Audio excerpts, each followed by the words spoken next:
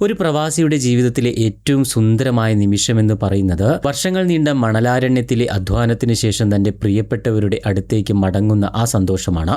പലരും ആ മടക്കം ഒരു സർപ്രൈസ് ആക്കാൻ ആഗ്രഹിക്കാറുണ്ട്. വീട്ടുകാരെ മുൻകൂട്ടി അറിയിക്കാതെ ഉമ്മറത്ത് പൊടുന്നനെ ചെന്നു നിന്ന് അവരുടെ കണ്ണുകളിൽ വിരിയുന്ന ആ സന്തോഷവും അത്ഭുതവും കാണാൻ കൊതിക്കുന്നവർ. എന്നാൽ തൃശൂർ മായന്നൂർ സ്വദേശിയായ ബിനേഷ് എന്ന യുവാവിന്റെ കാര്യത്തിൽ വിധി കാത്തുവെച്ചത് മറ്റൊന്നായിരുന്നു. പ്രിയപ്പെട്ടവർക്കായി അയാൾ ഒരു സർപ്രൈസ് ഒരുക്കി വെച്ചിരുന്നു. പക്ഷേ അത് ആനന്ദ കണ്ണീരിൻ്റേതല്ല, മറിച്ച് ജീവിതകാലം മുഴുവൻ നീറിപ്പുകയുന്ന ഒരു വലിയ സങ്കടക്കടലിൻ്റേതായിരുന്നു. ഒമാനിലെ മസ്കറ്റിൽ AC മെക്കാനിക്കായി ജോലി ചെയ്തു വരികയായിരുന്നു മായന്നൂർ കോട്ടത്തുപടി രാമന്റെ മകൻ ബിനേഷ്.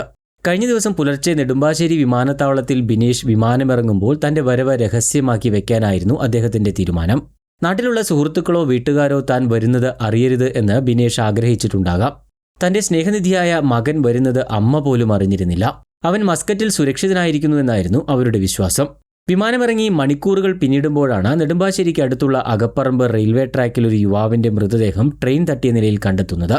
പോക്കറ്റിൽ നിന്ന് ലഭിച്ച തിരിച്ചറിയൽ രേഖകളാണ് അത് ബിനീഷാണെന്ന് തിരിച്ചറിയാൻ സഹായിച്ചത്. തങ്ങളുടെ പ്രിയപ്പെട്ടവൻ ഒമാനിലാണെന്ന് കരുതിയ കുടുംബത്തിന് മുന്നിലേക്ക് അവൻ നാട്ടിലെത്തിയെന്ന വാർത്തയ്ക്കൊപ്പം എത്തിയത് അവന്റെ മരണവാർത്ത കൂടിയായിരുന്നു. ആ വീടിന്റെ ഉമ്മറത്ത് സർപ്രൈസായി കയറി വരുമെന്ന് ബിനേഷ് സ്വപ്നം കണ്ടിട്ടുണ്ടാകാം. എന്നാൽ വിധി ആ യുവാവിനെ നിശ്ചലമായ ശരീരമായി ഉറ്റവർക്ക് മുന്നിലെത്തിക്കുകയായിരുന്നു. സംഭവത്തിൽ ദുരൂഹത നിലനിൽക്കുന്നതുകൊണ്ട് തന്നെ പോലീസ് വിശദമായ അന്വേഷണം ആരംഭിച്ചിട്ടുണ്ട്.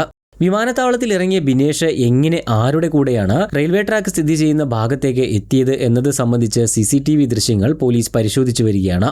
ബിനേഷ് എന്തിനാണ് ഇത്ര രഹസ്യമായി നാട്ടിലേക്ക് വന്നതെന്ന കാര്യത്തിലും വ്യക്തത വരേണ്ടതുണ്ട്. യുവാവിനെ ആരെങ്കിലും അപായപ്പെടുത്തിയതാണോ അതോ ആത്മഹത്യയാണോ എന്നെല്ലാം വിശദമായി പരിശോധിക്കേണ്ടതുണ്ട്.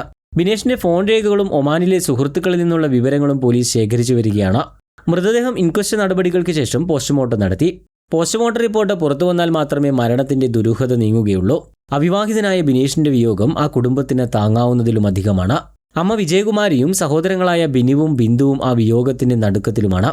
ബിനേഷിന്റെ സംസ്കാരം പാമ്പാടി പൊതു ശ്മശാനത്തിൽ വെച്ച് നടന്നു. ഒരുപിടി സ്വപ്നങ്ങളുമായി വിമാനമിറങ്ങിയ യുവാവ് ആരോടും യാത്ര ചോദിക്കാതെ വിട പറഞ്ഞത് നാടിനാകെ ഒരു തീരാനോവായി മാറുകയാണ്.